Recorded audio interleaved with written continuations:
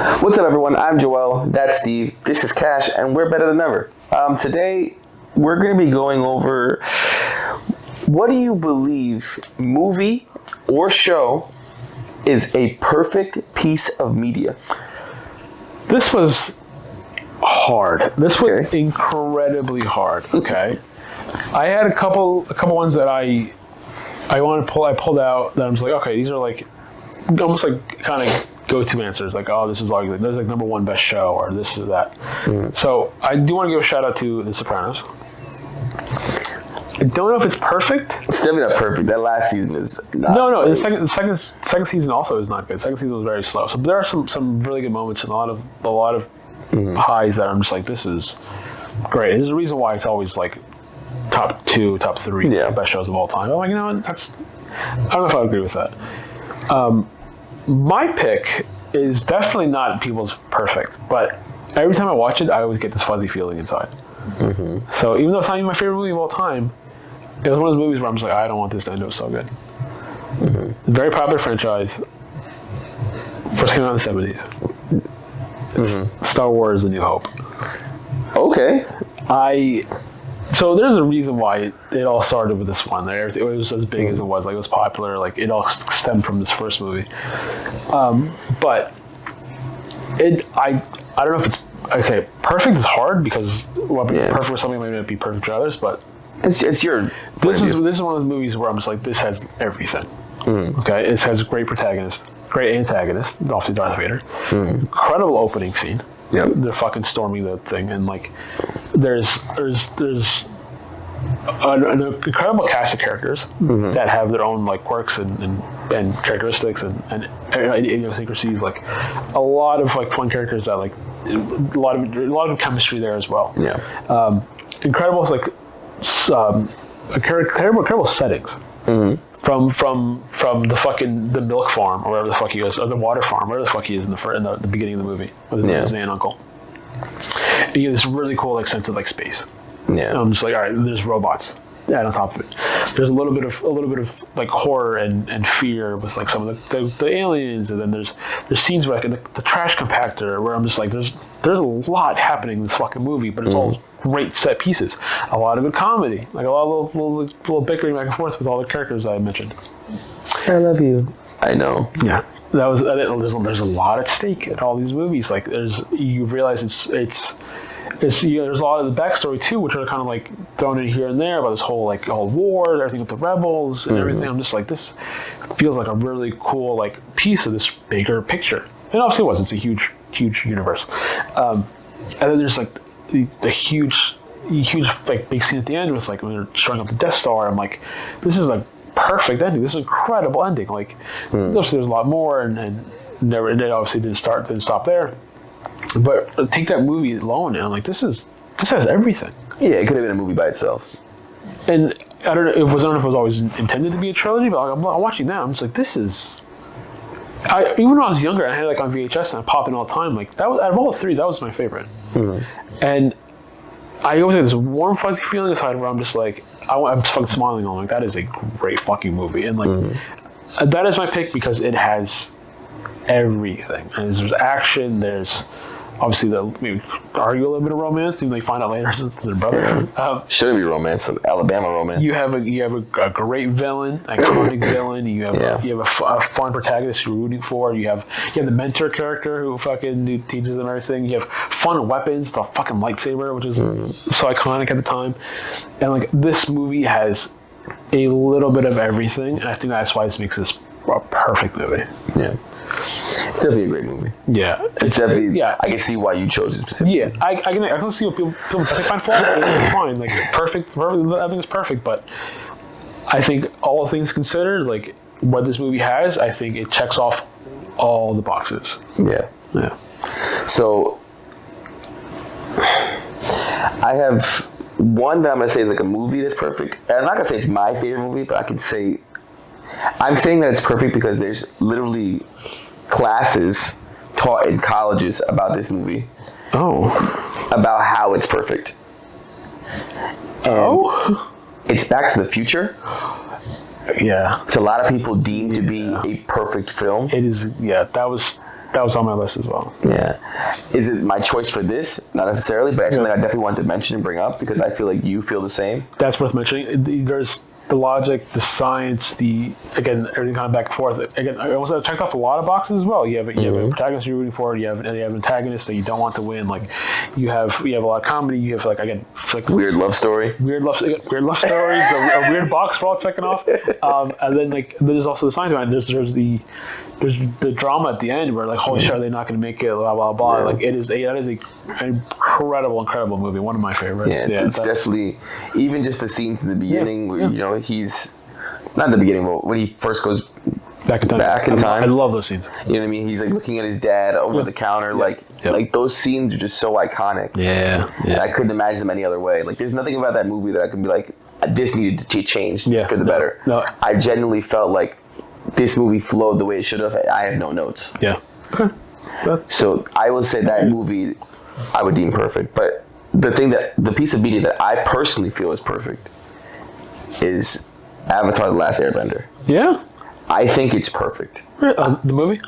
Fuck that. The animated show. Yes. Damn. Is perfect. I gotta watch it. Truthfully, and because I've been managing the TikTok, I've been kind of like going through things, and the algorithm's been spitting things back to me. I have been falling into these weird Avatar edits lately. Really? Where they're just showing scenes of different things where it's like, and the thing that I fall into a lot that, man, like, I really want you to watch it because I do want to. General Iroh is, do you know, if I say Zuko, do you know who that is? The guy with the scar? It's his uncle. He says some very poignant things throughout the show, and that literally you could take right now and you could live your life by it. Like, it's so incredible that this is a children's show. Yeah. There's one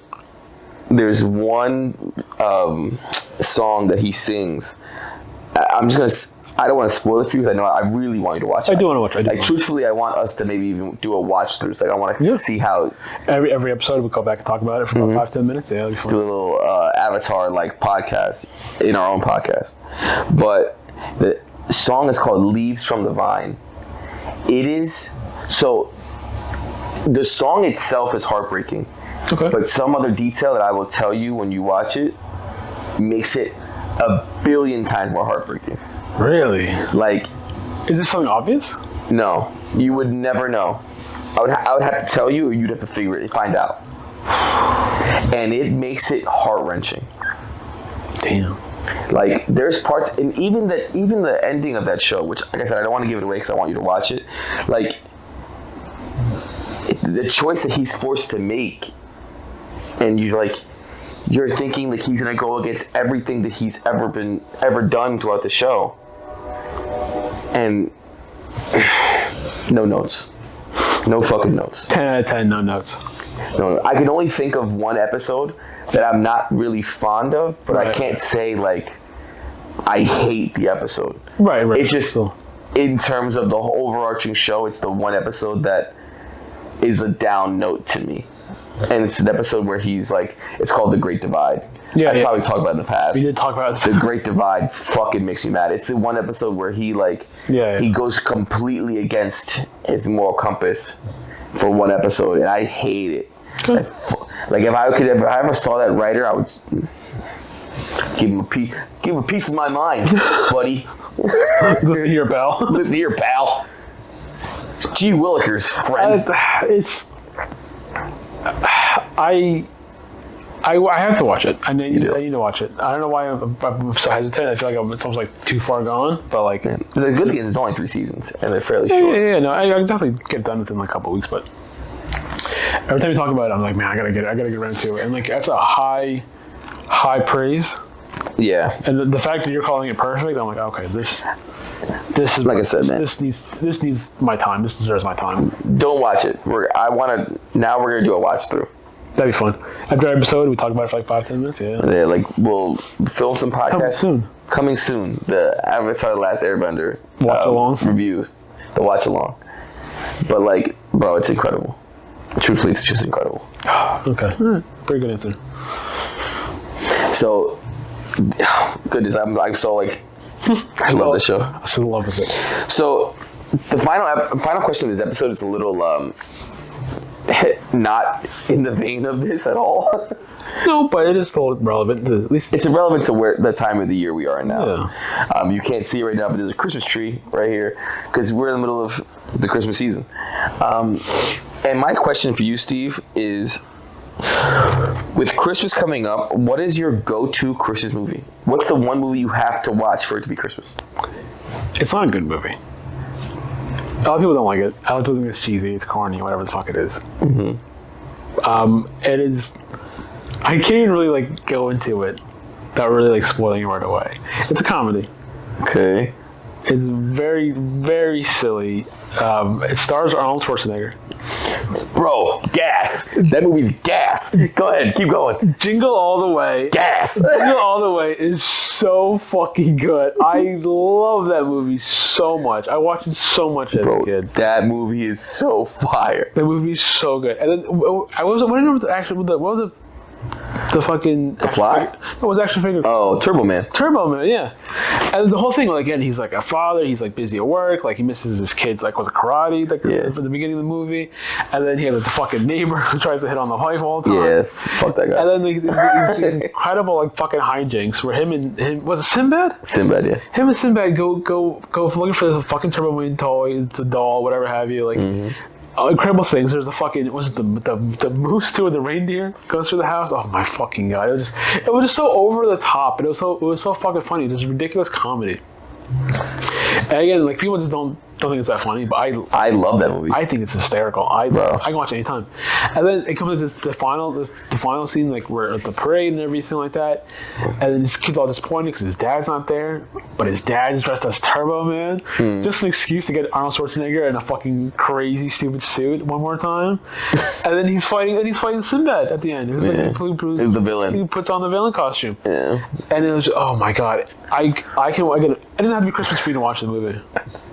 Okay, but there's something about that movie that really pisses me off, and I'm happy because of the world of the internet like now that like I found a section of people that agree with me about this movie. Okay.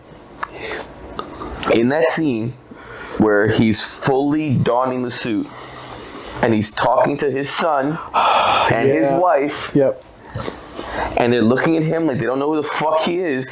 When Arnold Schwarzenegger's like, Jimmy, here's this Turbo Man doll. Blah, blah. And they're like, thank you, Turbo Man. Like they have no idea who the fuck Arnold Schwarzenegger is. He has barely has anything covering his face either. He has like a visor. A clear yellow visor. They're like, who the fuck is that? Yeah. Who the fuck is that guy? He looks and sounds just like my husband. Like, how the fuck do you not recognize him? And he goes, Dad! Yeah. Like, shit, fuck you, kid. Fuck you. But he saves Christmas. Isn't that also young Anakin? Yeah, I think so. Yeah, it is. Yeah, I think it is. Yeah. And then what's such a great fucking movie though. The fucking neighbor who I think got killed by his wife. What's his name? Yeah, something Arnold. Maybe I don't remember. Yeah, Tom Arnold. Yeah, that sounds right. Yeah, Tom Arnold. Yeah, fuck it. It's a weird fucking movie. But damn, I said fuck that guy. I forgot he died. Yeah, no, R.I.P. But no, it doesn't have to be Christmas for me to watch that movie. That movie's fucking amazing. We used to put it on like when we were decorating for the tree and stuff like that, put the tree up and everything. I used to put it on the background. I'm watching Jingle All the Way. Honestly, I might have to watch that movie again. I had the VHS playing all the time. Even when it was Christmas, I love the movie. It was so, looking back at it now, it probably wasn't good at all. But like, it came at a time where I'm just like, this is awesome. I love this movie. This movie should have been in your previous list. Yeah. Perfect. It's fucking perfect. Minus his fucking blind, his blind wife and his blind son. Perfect. Not even the perfect Christmas movie. It's a perfect movie overall. Period. It should be shows, things dedicated to this. It should be a documentary dedicated to this show. You know what's funny too is like, when you proposed this question, like I was kind of going through some of my head and like nothing else really comes close to me. Really? No, it's this. Like I know people associate it, and this is also an argument for another day, people associate Night Before Christmas as a Halloween movie. People watch it on Halloween. It's a Christmas movie. 100%. The whole plot, the setting is Halloween. The plot is Christmas. So, speaking of movies like that, I actually had a bonus question that I didn't tell you. That this is a perfect segue for. Yeah, I know what it is. Is it a Christmas movie? Die Hard. No. Because it is, Split your case. The internet wants to know. so the internet does not care. No, the internet does not give a fuck about us. But So my argument, same argument as Never Before Christmas. So Never Before Christmas, the setting is Halloween, but the plot is Christmas. Okay. In Die Hard, the setting is Christmas, the plot is not Christmas. Although I have seen an argument though is that the building is empty because it's Christmas. Yeah. So they're using it as like a plot device. But that is not enough for me to say it's a Christmas movie. Because the setting is Christmas, the plot is not Christmas. Whereas like Jingle All the Way, the plot is about getting a toy for his son for Christmas. So that is my argument. You heard it here first. Die Hard, not. I can see the argument, but Die Hard is not. Look at the camera. Die Hard is not a Christmas movie. Fight amongst yourselves. It is not. The setting. there's somebody that's flipping shit right now. The one fan. The setting is Christmas. The plot is not. So for me, it's not a Christmas movie. It's not even like. It's not even setting's not even Christmas. It's like in a building. They're not like. But it's only empty because it's Christmas. Yeah, but they're not like storming fucking Santa's factory. It's You a know what I mean? Christmas miracle. Bruce Willis, yeah, but his fucking hairpiece was a Christmas miracle. Oh, leave him alone, bro. He said he's dying. Yeah, no, I love Bruce Willis, no. No, I love Bruce Willis. Like, I get those actors. I can watch anything. You know, his movies towards the end were terrible, but we found out why they were terrible. Oh my goodness. Yeah, so Jingle All the Way, going back to it, is my go-to Christmas movie. So, my go-to Christmas movie, and to be honest, it's a movie that I didn't care for a long time, but my wife is obsessed with it. Some people love it, some people hate it. I personally love Will Ferrell, so I will allow it. It's Elf. Yeah. Elf is something that me and my wife personally quote a lot. Whether it's the Santa thing, I or can hear her quoting it. Yeah, it's. I can think of 1,000 quotes, but like, we just ruffled through these fucking quotes all the time. And she won't start the Christmas tree without putting it on. Like, you know what I mean, it's something that's just like, I know when we have kids, our kids are gonna watch it. Like, it's just. Oh yeah. It's become very synonymous with her, and now through proxy, me and us. Yeah. You're completely. Yeah, we are an Elf family now. You are completely involved now. Cash Elf dog. Big elf dog. Big Elf dog. Big Zoe Deschanel fan. But yeah, like, don't get me wrong. Like, I will say, like, I have a lot of problems with the movie Elf. Yeah. So, for instance, Zoe Deschanel's character falling in love with him, crazy weird. Because their first meeting, he's like, first off, walks into her like showering, singing to her, mad weird. Sure. He's also like mentally a child. Yes. He's an elf. He's not an elf. He's like a 30-something-year-old man. He's like 10 years older than her in the movie, if not more. Yeah, maybe. No, I know. Oh. She's like 22, 23 with Really? me. Oh, shit. And he's like 35. Oh, that's gross. Okay. It's not, I mean, love is love, I guess. No. As long as it's adulting age. But really fucking weird. Sure. Super weird. And then they fall in love, which, bizarre. Just that part of the movie freaks me the hell out. Was there like a scene with like chocolate spaghetti? Yes. That's the only thing. That's the only takeaway from the movie. He's like, oh, it's maple and chocolate and like, It's all candy or like all that crap on top of it. That's like my biggest takeaway from the movie. Did not click with me. I've not seen it in a few years. So I should rewatch it again, especially now that we're in Christmas season. I should rewatch it. It's definitely grown on me. Yeah. From watching it all these times and all these years. Yeah. I definitely enjoy it now. Okay. Is it a perfect movie? Hell no. Hell no. Well, neither is Jingle All the Way. Jingle All the Way is a perfect movie. Okay. Jamie, get to the chopper. I fucking love this stupid movie. It's so good, bro. Yeah, but go on. But so it's a quick little recap of today's episode. You know what I mean? What was one piece of media, movie, or show that you believe is perfect? Star Wars: A New Hope. I went with Avatar: The Last Airbender. With Christmas coming up, What is your go-to Christmas movie? The best Christmas movie, Jingle All the Way. Mine is Elf. Yeah. Cash, good talk. Anyway, I'm Joel. That's Steve. This is Cash. We're better than ever, and we hope you enjoyed. Like, comment, subscribe, the whole jazz. You know what to do. Peace.